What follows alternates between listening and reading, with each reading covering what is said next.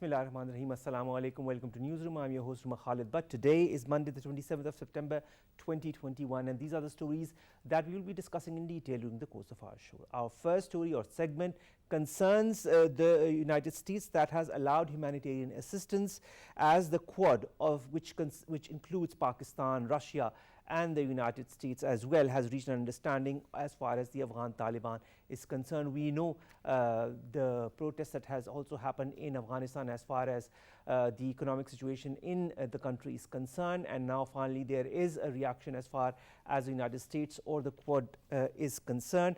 The Treasury is committed to facilitate the flow of humanitarian assistance to the people of Afghanistan and other activities that support their basic human needs. That was stated, quote unquote, by Andrea Gacki, who is the director of the US Treasury's Office of Foreign Assets Control.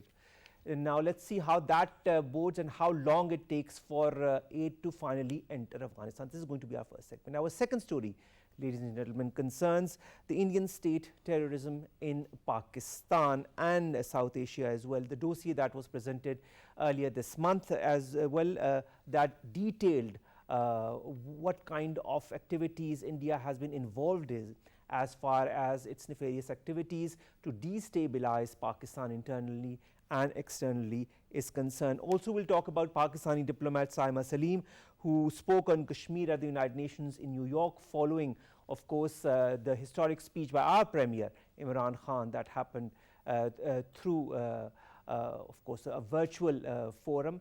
And Saima Salim was reacting as far as the Indian envoy was concerned, and she, of course, reiterated Pakistan's stance on Indian illegally occupied Jammu and Kashmir. This is going to be our second story of the day. Then, ladies and gentlemen, we'll talk about Prime Minister Imran Khan, who yesterday lauded the inclusion of Karachi's coastal development plan in the China-Pakistan economic corridor.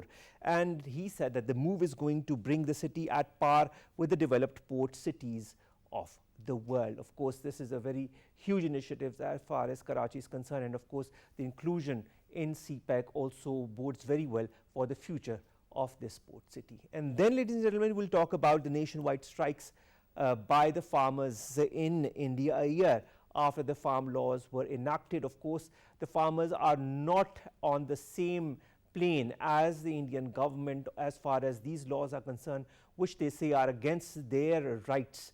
And they say that in the future, if these laws are put into effect, then their future is at stake. We'll be talking about that and the protests that are going on. And finally, ladies and gentlemen, we'll talk about the World Tourism Day that is held today every year. Today is the 27th of September. Since 1980, when the first World Tourism Day was held, this day is remembered as the day where tourism is put on the forefront. And Pakistan, of course, is a country that boasts of so many beautiful places that people can visit to, whether it is from Pakistan or from across the globe. We'll highlight that as well in our final story. Let's begin with our first segment, ladies and gentlemen, and that concerns the United States that has finally acknowledged what is happening in Afghanistan and has issued licenses to facilitate humanitarian aid and financial assistance to the people of Afghanistan while still upholding sanctions on the Afghan Taliban. More in the following report. The chaotic US withdrawal from Afghanistan led to a dramatic collapse of war-ravaged country's political, economic and social order. The ensuing turmoil is translating into bleak dynamics for Afghan civilians as the country battles food shortage, economic meltdown and massive evacuation drive. These desolate dynamics are a vivid reminder that a destabilized, chaotic Afghanistan will again become a safe haven for international terrorists. Sensing the gravity of the situation, the U.S. Treasury Department issued licenses that facilitate the movement of U.S. humanitarian aid and financial assistance to the people of Afghanistan while upholding sanctions on the Taliban. This fiscal impetus crystallized, followed by an understanding among Pakistan, the United States, Russia and China to incentivize Taliban so as to uphold the pledges they earlier made. Islamabad's U.S. Ambassador Asad Majid Khan asserted that Pakistan has always believed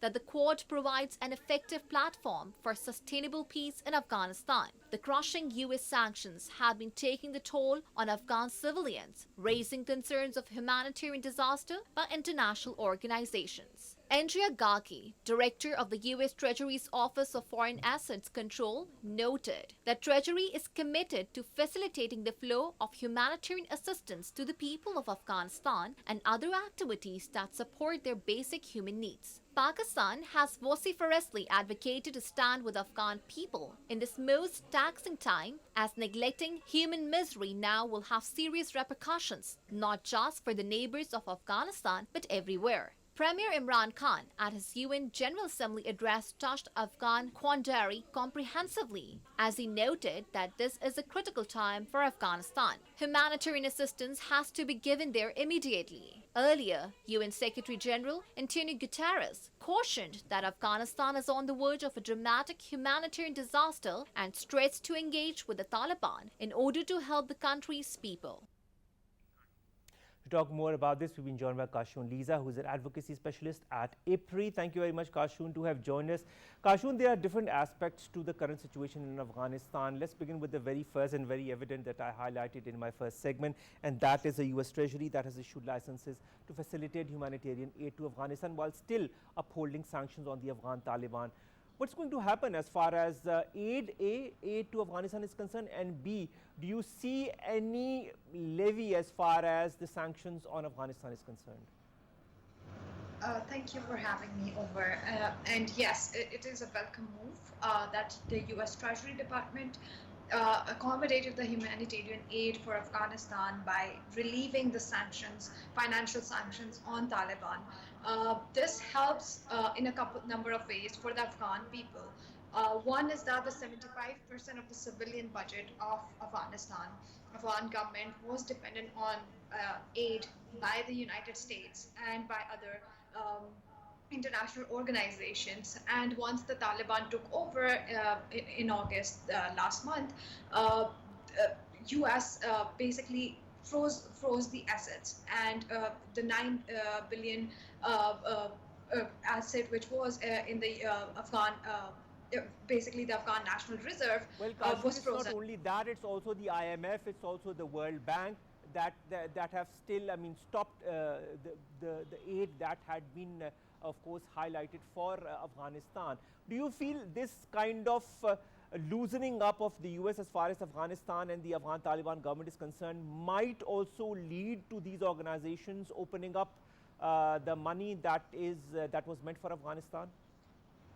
It's too early to mention that if these organizations will follow suit of United States or not, but we can say that this is a welcome move and this might follow suit.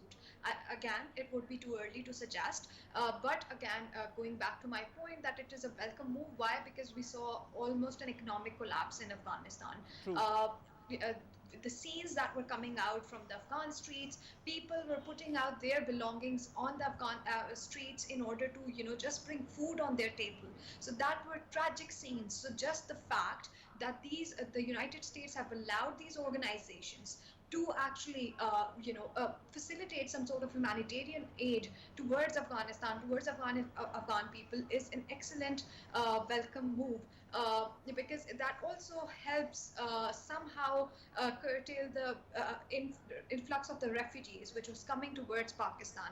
So in that case, and also you have to point out something very critical, and this was something that was mentioned by Secretary Blinken previously on 13 September in the previous presser, when he mentioned that US will allow humanitarian aid through the international organizations, but they also mentioned that they will make sure that Taliban allow unhindered humanitarian aid, that through the freedom of the movement of the aid workers, and including the women aid workers. Now, this is somewhat problematic here because this is like a catch-22 situation for not only for the international community but also for the Taliban government. True. Because they are allowing, on one hand, humanitarian assistance through the international organizations. The international organizations would want an unhindered freedom of movement of the aid workers that include women, which is again something of concern in Afghanistan. So that's yet to be seen what happens. And following that, we can say whether the international organizations will follow suit or All right. not. Now, Kashoon, I'd like to highlight also the addresses that were made by Antonio Guterres as far as Afghanistan is concerned, before we come to our Prime Minister, because that was the highlight of the United Nations. But before that, UN Secretary General Antonio Guterres also altered the international community that Taliban's desire for recognition is the only leverage they had over Afghanistan's new rulers.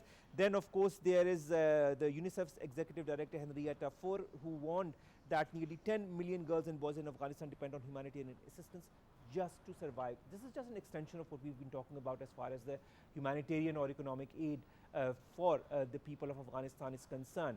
Now, when it comes to Afghanistan, there seems to be a certain polarity as far as reaching out to the Afghan government or the Afghan Taliban is concerned. On the one hand, we've got Russia, China, Pakistan, and to a certain extent the US. On the other hand, we've got other countries that include India that are on a totally different tangent as far as whether to recognize the Afghan Taliban government is concerned, or whether to move forward as far as some kind of cooperation with the Afghan government is concerned. Will this polarity ever end, do you feel, or this is just the beginning? Uh, well, I think this is just a beginning. This polarity is not going to end in any time soon, because right now the focus of the international community, including Pakistan, is to facilitate humanitarian aid to Afghanistan. Pakistan again has been focusing that could be done through a regional approach, and that is very critical to note, because Pakistan, and this is not the first time that Pakistan is highlighting the importance of regional approach. It has done so as soon as the Taliban negotiation with President Trump started. So that is something very critical to note, and that will kind of uh, not end, but somewhat fade away the polarity that you're talking about. But at this point, it's not likely to suggest that polarity will end. That polarity, because you see that this polarity favors the interest of some countries in the region, and which may also act as spoilers, which may not want the stabilization of Afghanistan. So to say that this polarity will end is actually to curtail the national interest of those countries. So yeah. All right. Now, Kashoon, let's talk now about our Premier Imran Khan and Pakistani side as far as the Afghan situation is concerned. Whether it be our Premier's address via video link to the UNGA, in which he highlighted, and of course he talked first of all about the Afghan situation and solicited world support as far as the new Afghan government is concerned. And of course, he talked about other issues, but let's restrict ourselves to Afghanistan. And then, secondly, we got a reply from that from the Indian side, to which there was our side that was quite highlighted as far as the response to that is concerned. Saima Salim, a visually impaired member of the government, and of course, who was present at the United Nations General Assembly as well, very aptly highlighted Pakistan's stance as far as the Indian illegally occupied Jammu and Kashmir is concerned. Now, let's come to Prime Minister, whether it be his address to the UNGA or whether it be his very recently published editorial opinion piece as far as the Washington Post is concerned. He highlights the Afghan issue, the past, the present, and what needs to be the future, and how the world can unite as one as far as helping the people of Afghanistan is concerned. How do you see all of that? Do you feel there's going to be a reaction to that, or is it just, will it not have as much of an effect as it would have been? No, certainly I see the response coming already, because you see the Quad platform actually galvanizing and mobilizing at the UNGA platform is primarily due to our Prime Minister's address at the platform. Because Pakistan has, as you also rightly mentioned, has been addressing the Afghanistan issue through all the international forums, and UNGA was another effort in that pursuit. So that pursuit is already gaining traction, and you can see that through the facilitation of the humanitarian aid by the United States. That will happen in the next few days and months to come. the international organizations and other countries will follow suit. If we yet cannot say that there will be recognition of the Taliban government. That depend on, again, the behavior and the commitments and the pledges of the Taliban government, which Pakistan has been avidly and clearly pointing out. And this is something that you have to differentiate right now. Pakistan is calling for humanitarian assistance in Afghanistan, stabilization in Afghanistan. It is not calling for advancement of a certain group in Afghanistan, as Prime Minister Imran Khan pointed out, that there needs to be an inclusive government in Afghanistan. So right now, Pakistan's message is somewhat misperceived and tailored by some of the countries in the region to follow their own interest, in a say that Pakistan is supporting some specific exclusive groups in Afghanistan. That's not the case. Pakistan is supporting an inclusive government. It's supporting stabilization of Afghanistan, of Afghan people. And that is the message which is going out. And you can see the materialization of that message in the form of the humanitarian assistance and also the Quad platform. The Quad platform is very essential. It was primarily made for to prioritize economic engagement with Afghanistan, with the rest of the regions, be it Central Asia, be it South Asia. Now, Kashoon, let's also extend a little bit about as far as the Prime Minister's opinion on piece in the Washington Post that was published today is concerned. He talks about the past, and he talks about also with reference to the fact that since 2001, quote unquote, he said, I have repeatedly warned that the Afghan war was unwinnable given the history. Afghans would never accept a protracted foreign military presence, and no outsider, including Pakistan, could change this reality. We also see this reality in today's time when we hear and we read all the reactions emanating from the Afghan Taliban. Has the world understood Pakistan's stance? Has the world understood the past, the present, and what could be the future? And I mean, because the future is in the hands of the world, do you feel they can modulate their future looking at their present and the past, or do you feel this is an exercise in futility? Certainly not. The message has gone out, and this message is not entirely by Pakistan. This message is by other regional countries, say some of the Central Asian countries as well, and Pakistan has been at the forefront of it. Pakistan mentioned that there cannot be any military solution in Afghanistan even in the first last Prime Minister Imran Khan visit to Washington. He also with the President Trump in the meeting, he mentioned that there is no military solution, and that is certainly the world has already witnessed it. The fact that America pulled out, the fact that America withdrew its troops was the recognition of the fact that there can be no military solution. It has to be political. It has to be recognition of all the political parties in Afghanistan, and that has been materialized. For other countries, I mean, this is what has been bought by other regional countries as well. The Central Asian countries, Tajikistan is calling for an inclusive government in Afghanistan. And other countries as well. Right now, you can see similar voices coming up in Britain and other European Union and other European countries as well, which recognize that political solution is the only way. So the past has to be understood in that case. It has been understood. What about the future? What will happen of the future? The future has to be, now this is somewhat a tacky situation at this moment, because at one point the regional countries are trying to stabilize the situation in Afghanistan, but at other point you also have analysts in Afghanistan who say that the future has to be decided by Afghanistan itself. And all right, if the future has to be decided, my last question to you, Kashoon, if the future has to be decided by the Afghans themselves, then do you feel they will go forward as far as this inclusivity of their governance and government is concerned?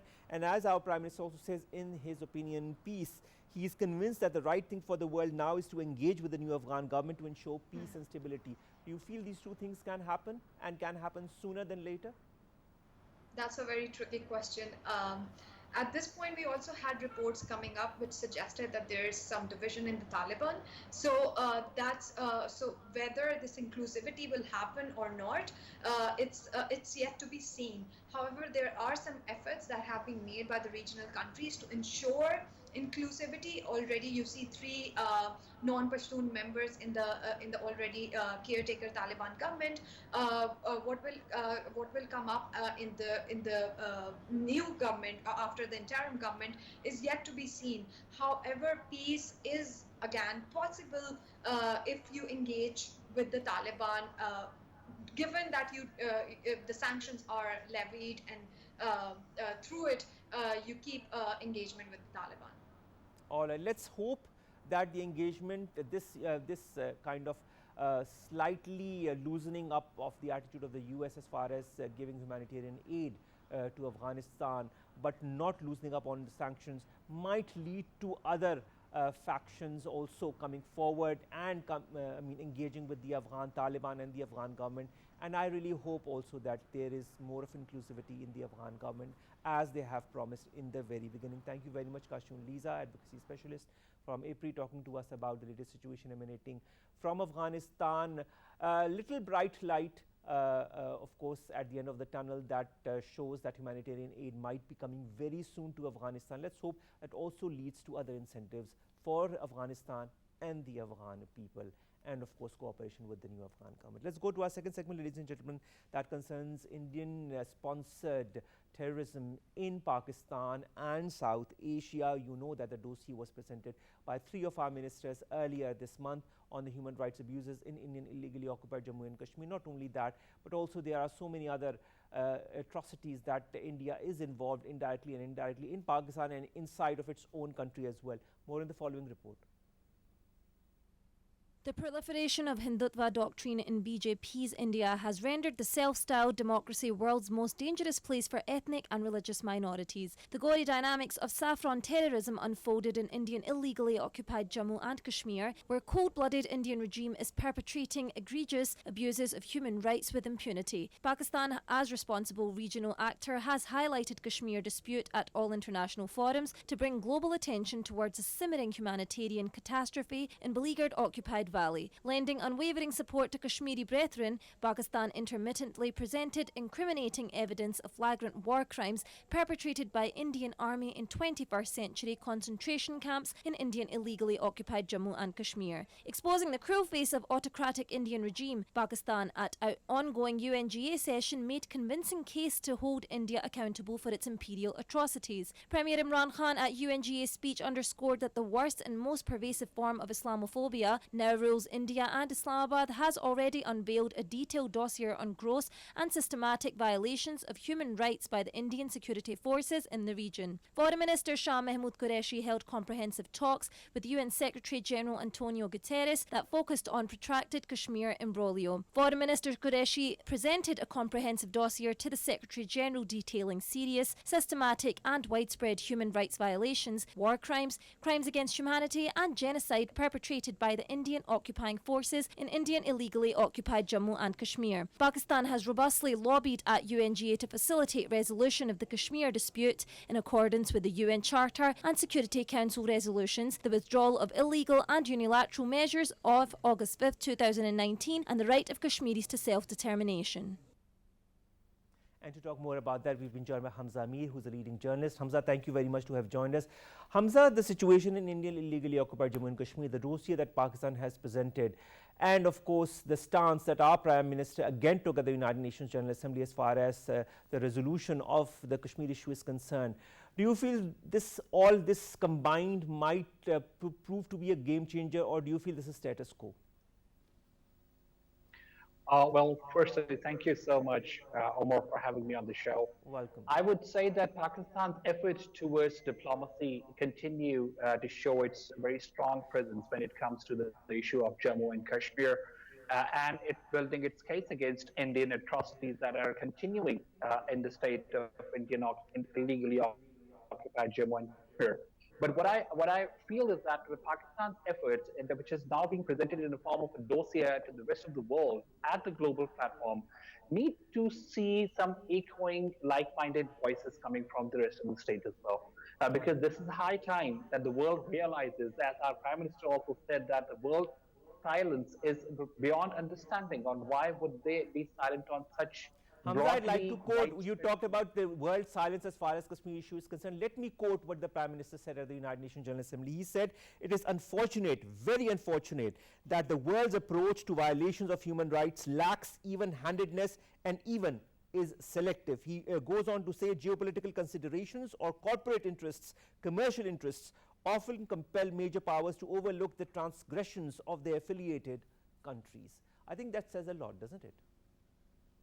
It does. It does. In fact, it actually shows the mirror to the rest of the world that the kind of approach that they're having on ignoring and neglecting the human rights atrocities because of having financial relationships with India and leading towards more inclination towards India and mutual interests on other grounds.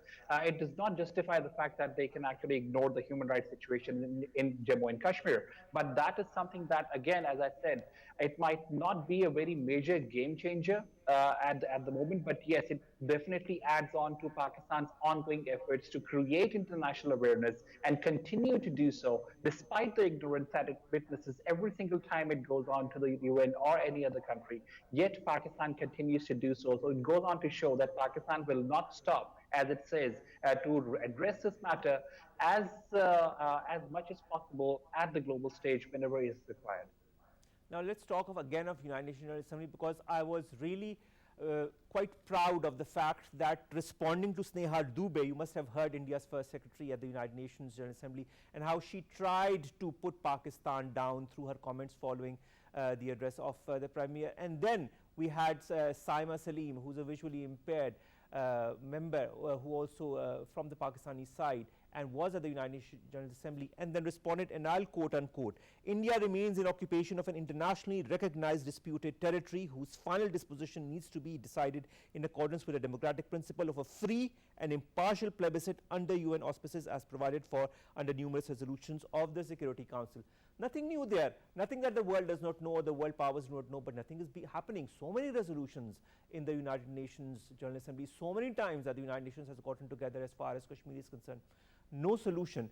What should happen? What needs to happen?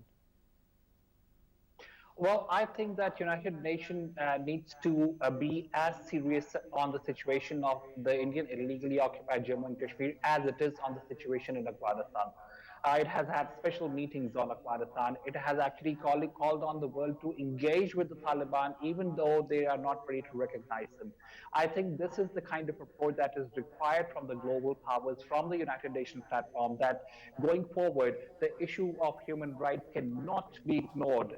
People continue to be brutally assaulted by the Indian administration in Jammu and Kashmir. And this is something that just cannot be ignored. This can actually turn into a very serious international crime of neglect when it comes to the international community. And again, when I say Pakistan continues to do so, Pakistan's efforts and diplomacy needs to take a step ahead. It needs to reach out furthermore. It needs to call for a special session on Jammu and Kashmir of a similar sort. So I think that is something that needs to come out. The world needs to understand that you cannot have financial relations with a country that continues to violate human rights. I really like the statement, the world stage. needs to understand, Hamza. I like the statement, Hamza, the world needs to understand. But the world, does it really understand?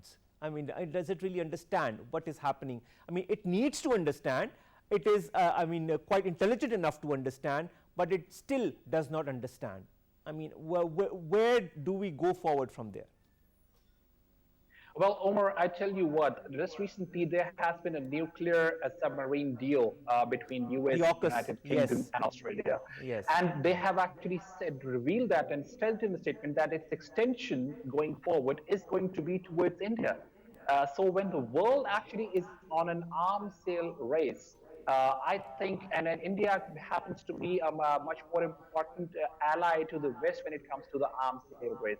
I think that is what stops the world from actually opening their eyes on the issue at hand of human rights. It seems that very blatantly the world opts to reject and ignore the human rights situation in Kashmir because of the same kind of dependencies or at least relationship that they have when it comes to financial dependencies or coalitions, when it comes to cooperations with India, and when it comes to using them as an ally when it in Southeast Asia. So I think that is something that stops the world. I agree that it's a nice statement saying that the world needs to realize, but unfortunately enough, till now, it seems that the world is deliberately keeping a closed eye policy when it comes to Exactly. Pakistan's A case. blind eye. I would not say a closed eye, I would rather say a blind eye. Now, Hamza, at the dossier that was presented earlier this month to the public by our three ministers and then also to the Secretary General of the United Nations by our foreign minister, this dossier has 131 pages and there are three major chapters on it. One on war crimes by the Indian Army and its genocidal actions. Second, on the disappointment of Kashmiris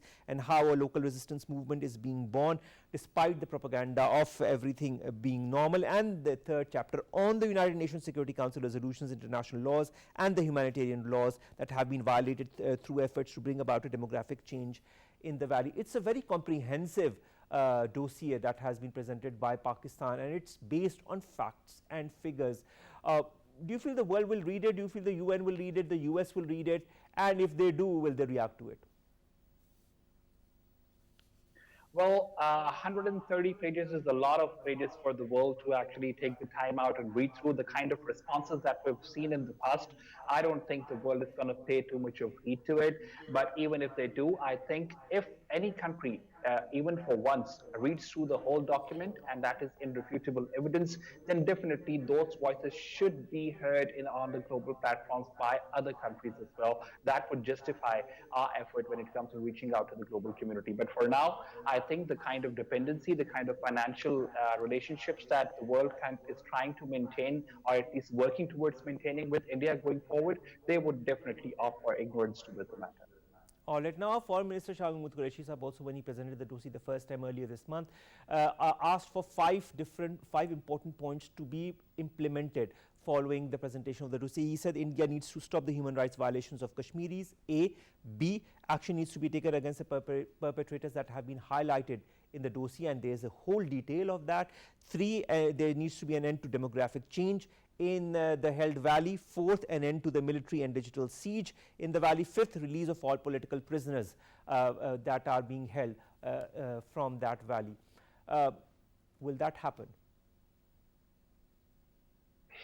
Well, it can be a wish list that the Pakistani side has presented, because it seems to be that way for many years now.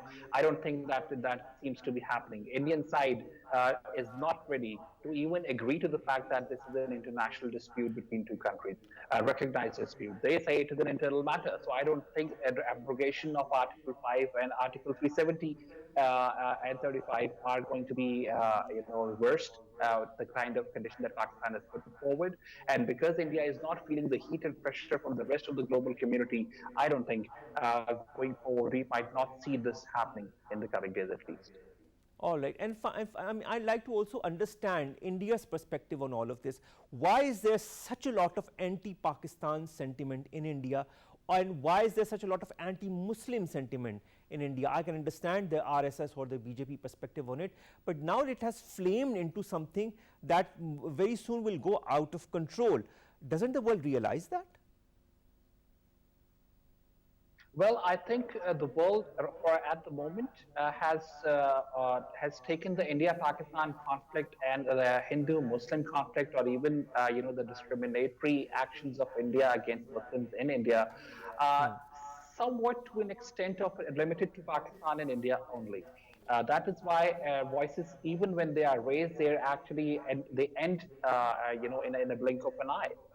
Otherwise, I don't think the world realizes that the kind of sensitivity it carries, the kind of sensitivity and uproar it can actually attract if it goes from bad to worse from the Muslim world, not only Pakistan. And I would remind that our Prime Minister has also reminded the world of that as well. That if Muslims are targeted on the basis of religion and it goes from bad to worse, then the Muslim world may just come up and react to it. And that reaction would not be nice. So I don't think the world at the moment realizes that. It wants to keep it between India and Pakistan. And because they say, even if we want to intervene, India does not agree to it, and one party does not agree, so they can't actually come. This is the excuse that the world has. Which is very strange, because this issue of Indian illegally occupied Jammu and Kashmir is disputed issue, and it is in the United Nations since 1948. So I mean, I don't understand the whole perspective of the world that is trying to not put words into action. I would say, that is understandable why the world would be that way. And I think over the period of time, the kind of neglect and ignorance India has shown towards the matter to be even addressed at a global forum or a platform is something that also, adds on to the world's reaction to it.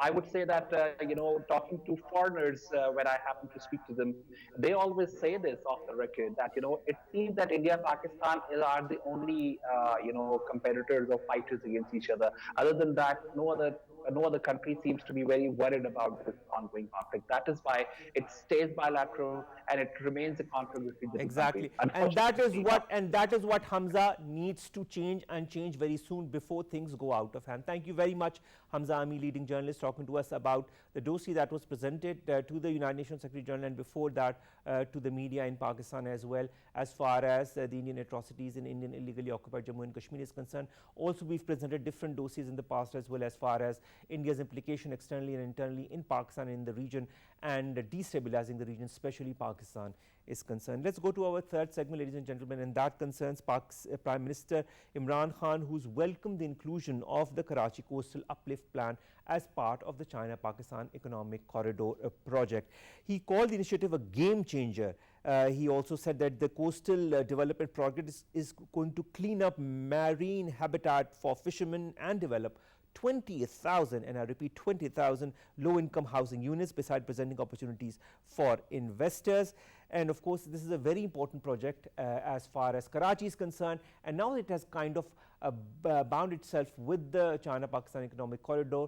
There seems to be a very bright future as far as the coastal uplift plan for Karachi is concerned. Karachi needs a lot of help, and that is just one of the major reforms that are going to happen for the region.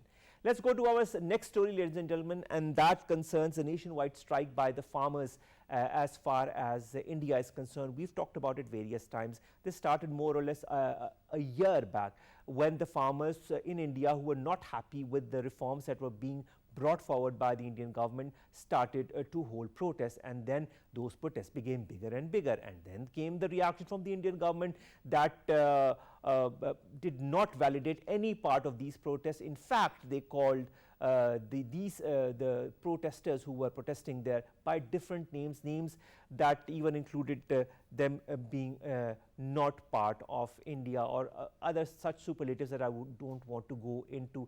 Nevertheless, it has been 1 year. The protests still continue and are going to restart again with renewed enthusiasm, because the government still has not understood the perspectives of the farmers in India, and it still does not want to talk to them. There have been talks, but these talks have been inconclusive. So of course, in a country that calls itself the largest democracy, so-called largest democracy, it's very pertinent to see that even a strike by farmers is now past 1 year and nothing tangible has come out of it. And now let's go to our last story of the day, and that is the World Tourism Day 2021 today. That is the 27th of September. The world, of course, celebrates World Tourism Day. Now, tourism for the world is very important, but for Pakistan, it becomes even more important. The theme this year is to focus on tourism for inclusive growth. This is what Pakistan also wants, inclusive growth, and relates it to tourism. There are so many sites in Pakistan that deserve mention by the important sites that promote tourism. Pakistan has been promoting tourism in Pakistan and across the globe. Unfortunately for us and the world, COVID-19 happened. Nevertheless, Pakistan still maintains, and we still maintain as citizens of Pakistan, that Pakistan is a beautiful country that needs to be seen, to be believed. More in the following report. Little is known about tourism in Pakistan compared to many other countries, which make its utterly dazzling beauty all the more jaw-dropping when you first lay eyes on some of the country's natural wonders and historic cities. Pakistan, the land of mesmerizing landscapes and wondrous mountains, is witnessing a thriving tourism industry. Prime Minister Imran Khan said promotion of tourism in the country is one of his government's top priorities to generate revenue and job opportunities. Pakistan has the potential to become a center of tourism, especially for the Muslim world, that would help to curb Islamophobia and promote peace and stability in the region. The number of tourists has overwhelmingly increased since May, and more than 65 billion rupees of business activities were generated by tourists in the province from May to July. Moreover, up to 700,000 local and foreign tourists visited Gilgit-Baltistan during the summer season. The tourist influx has helped the sector revive after last year's travel restrictions. From the mighty stretches of the Karakorams in the north to the vast alluvial delta of the Indus River in the south, Pakistan remains a land of high adventure and nature. Multiple initiatives are being taken to harness the full potential of tourism in Pakistan. Pakistan International Airlines has been carrying 4 to 5 flights from various cities to Gilgit-Baltistan every week to improve air access to the region. Negotiations are underway with Nepal and Gulf countries to start one international flight to the area as an experiment. Moreover, the Civil Aviation Authority is also set to start helicopter flights for Skardu and Gilgit to promote tourism. Now, we've just seen a report on tourism in Pakistan. Whoever is watching it, whether in Pakistan or across the globe, while you are, of course, following the SOPs, do try to see all these important, these beautiful places across Pakistan. And as this day signifies, it is highlighting the importance of preserving the culture and the heritage across the world. This is what also Pakistan is doing, at the same time showing the world that it is a beautiful country to visit. With that, we come to an end of today's newsroom. We'll see you inshallah tomorrow with new stories and segments that pertain to you, us and to Pakistan. Till then, get yourselves vaccinated, as I always say, and follow the SOPs. Allah Hafiz.